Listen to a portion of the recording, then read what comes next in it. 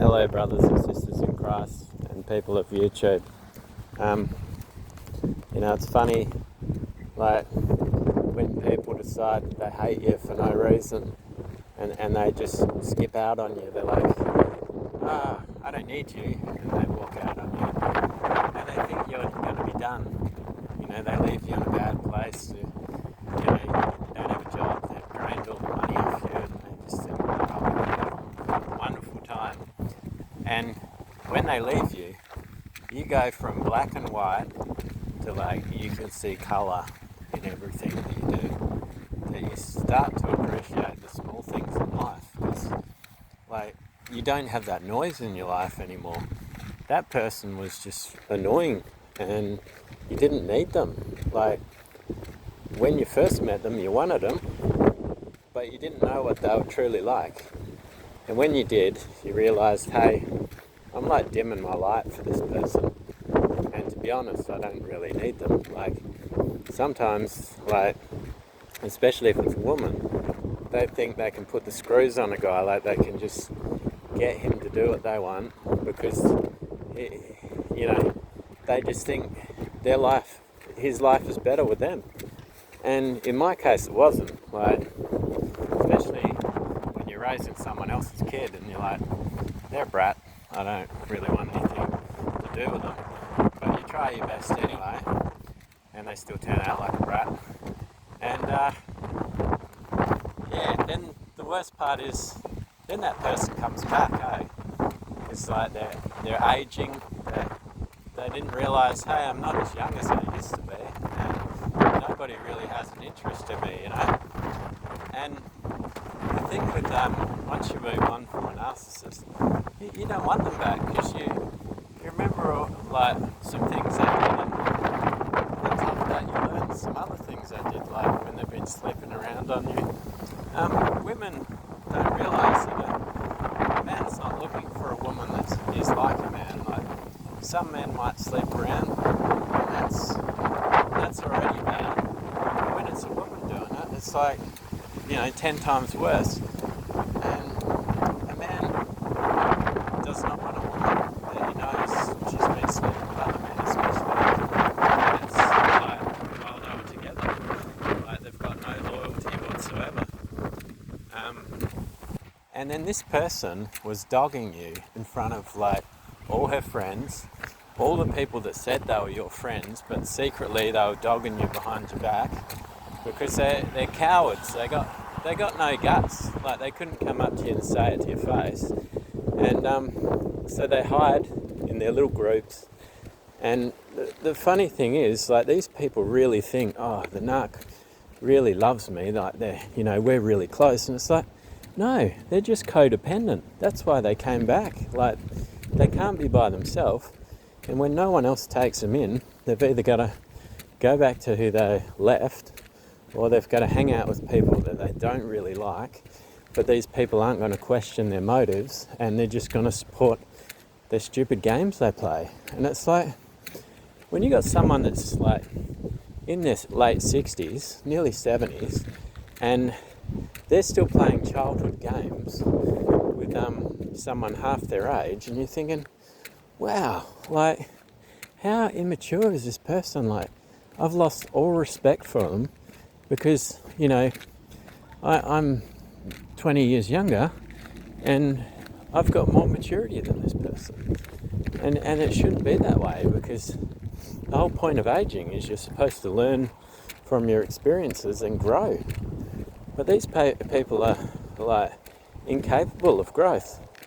And that's the funniest thing, because no matter how much you want to get away from a narcissist, the person that actually discarded you and left you, they keep stalking you. They end up pissing off all those people that they're hanging out with, and they only have a few after that really have no self-esteem and have no friends themselves, because if they did, they would kick that narc to the curb too. But no, they just hang out with these people, and they get so desperate stalking you that they try and keep you stuck. So they might take you through court and try and slander your reputation that way. After the smear campaign dies, they have to slander you in some other way. So they start taking you to court, and they'll try and keep you in there as long as they can. And it's just a way for them to have access to you because they don't have access in any other way. And they just want to destroy you. And it's like, it's such a childish thing to do. Like, you know, when two kids are together and one wants to destroy the other, you put them in a 5-minute timeout. And, you know, then they stop doing it. But imagine having to do that for an adult. It's pretty sad, really, eh? Like, this person is holding down a job and says all the right things, lies about how they feel about everyone, and then behind the back is dogging those people too. And it's like, they don't realise that's your livelihood. Like, eventually these people are just going to destroy you because they're going to come back and they're not going to confront you straight away. They're going to do the exact same thing you did to them. They're going to create their own groups and they're going to hate on you as well, and the narcissist is going to get back exactly what they put out, you know. And they just think they're untouchable, like they're the smartest person.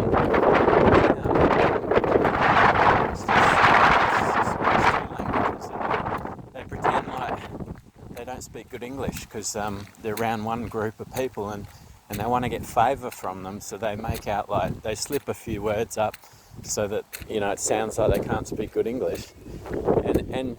And you're around at the time listening to this, and then the next time they talk to you when they're angry, they speak perfect English. It's like, really?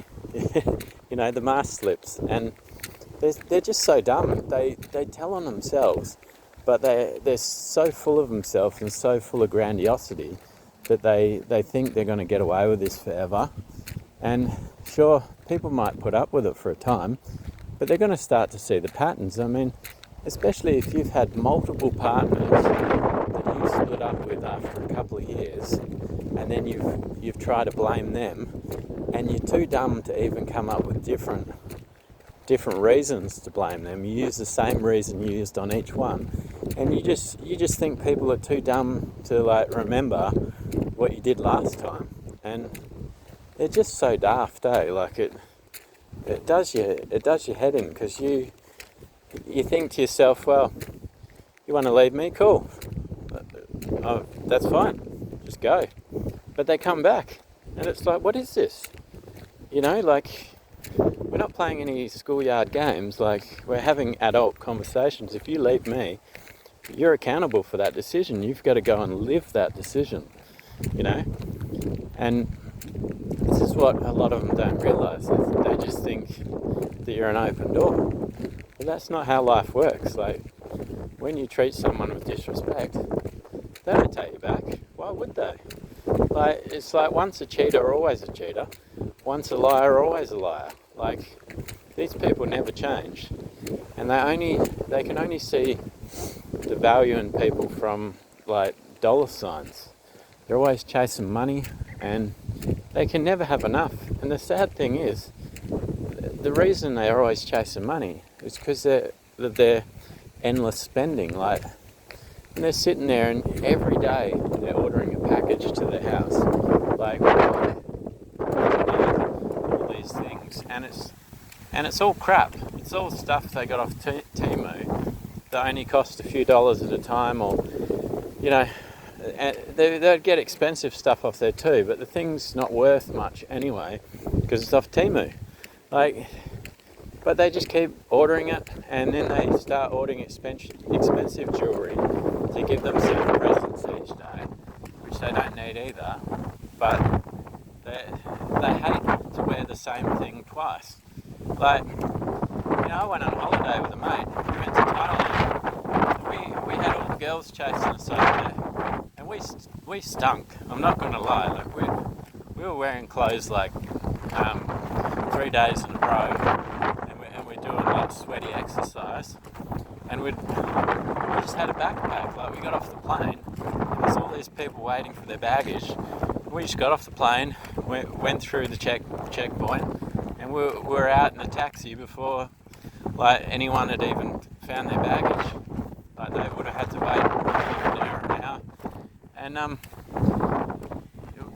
like, we were still getting chased by girls. And it's like, why do you need to wear, like, why Why can you not wear the same costume twice? You know, like these angry birds, these crazy birds, they utilize every space in the house for their clothes, and they have like 4 wardrobes full of clothes, and these are like walk-in wardrobes. And then on top of that, you go into their garage and there's all these boxes like from years ago that you've removed, and it's like, why are these still in there? And you open them, oh look, more clothes.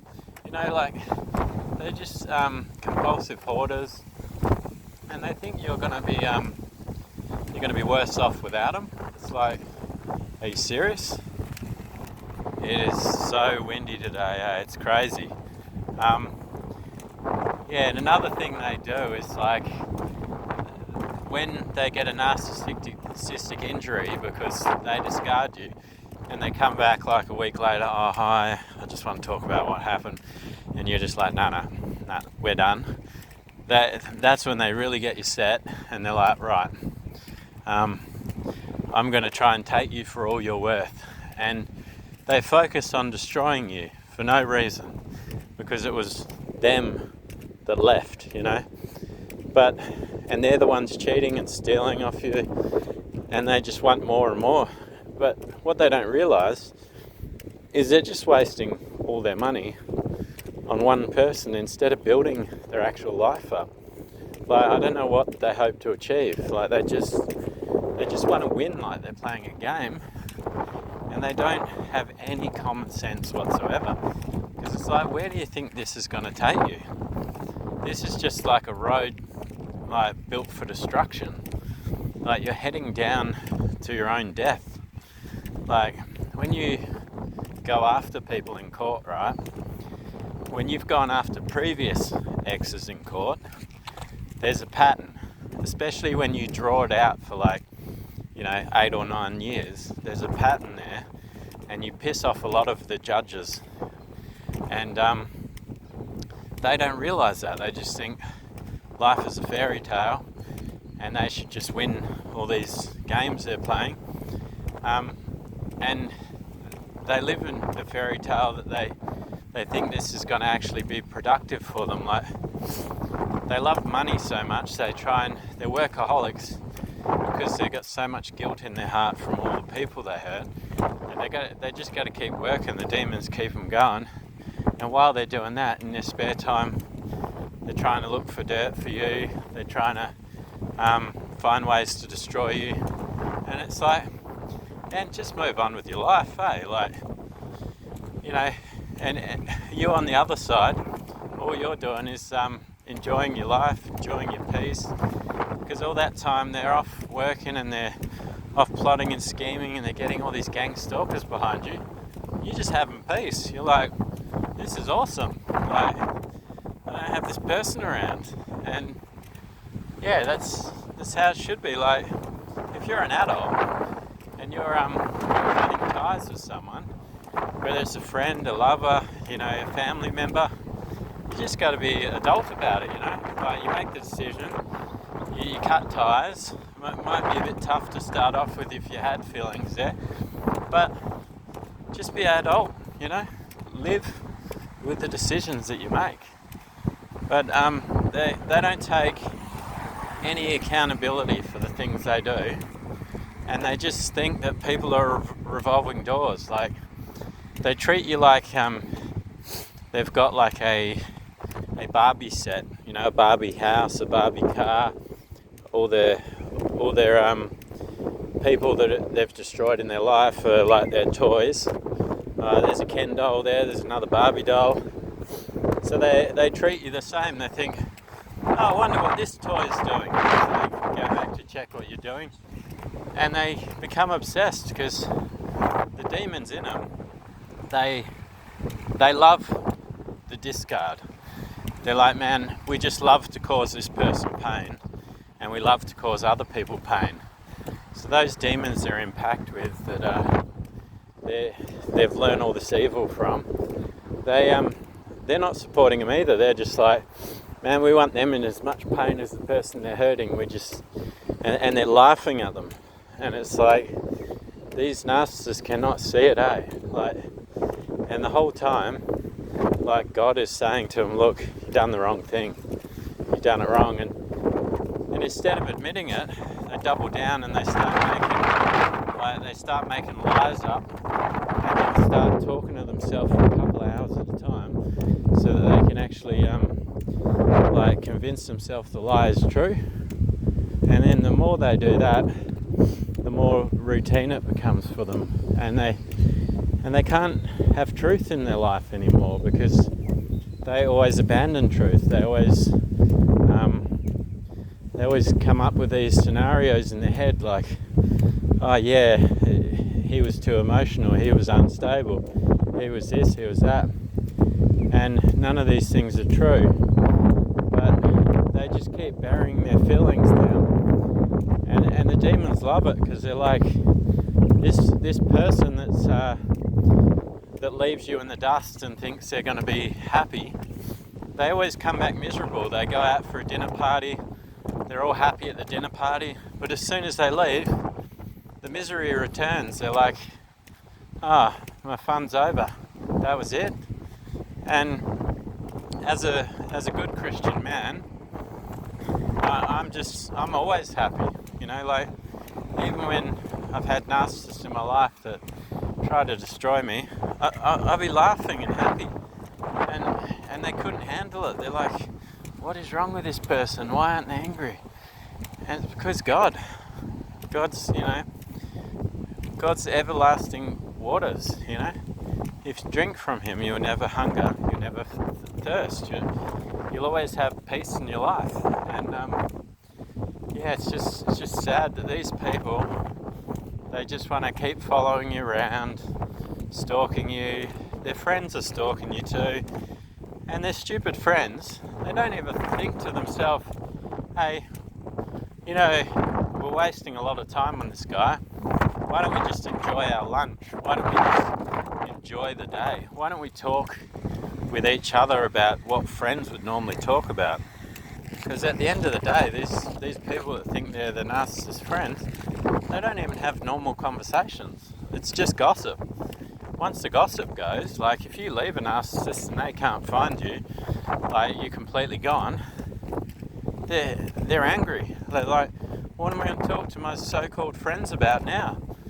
Because they've got nobody else, so then they have to go hunting around for someone else, waste more energy, because they're energy vampires, and because they run out of energy. Like they live off other people's energy, and so they get mad. They have to go after someone else, and they have to waste energy love bombing them, because they don't know what love is, but they just, they flatter someone, they put on heaps of charm in the beginning, so that they can get them, and then they get miserable, because then maybe you pop up again. It's like, oh, there's my toy. So they want to go back to you, and then they get something. You fit them in somewhere, because they never fully get rid of anyone. And they're like, and then I have to come up with a scenario for him to be pissed off at me, so that I can have my phone ready. So when he snaps, I can take a video and say, see, here's the problem. And, get rid of that one. And then I won't be happy because I got rid of that one, but it's still useful in some way. So they're forever just like chopping and changing, and they never have any rest. And it gets to the point once divine justice kicks in and God removes the grace off them, because when I was praying for my narcissists in my life, they were receiving grace of God. They were receiving the hedge of protection that God has over me, over them. And that's biblical. It's like, if someone's not a believer, but you're a man of God, they are covered under you. But so once I was gone, that covering was covering them from their sins as well. So, because they weren't repenting of their sins, but God was just covering them for them because I was repenting for them. But the thing is, they don't even realise. They don't realise why their life's got so much harder, why they can't perform like they used to. Because even when they were doing bad things, there was some grace over them. and God would help them perform, you know, and they just don't get that, and they never want to listen to that still small voice, that soft whisper from God, where He wants to woo them and bring them back to Him. Because even these dirty stop-outs, God still loves them, and He just wants them to change, you know. And I really hope if any narcissists are watching this, it convicts you to change, to realise, hey, I need to go in and get counselling. I need to find a Christian counsellor, and I need help, you know, because that's the only way they're going to get help for for all their problems and for them to grow. And sometimes when God sends a good person into their life, it's for their last warning. It's like God tried to send someone to help them grow, and you know, even though you went into their life and you didn't follow God completely, He might still use that for His good. Anyway, God bless all of you. Jesus loves you. I love you. And have a blessed day in Jesus' name.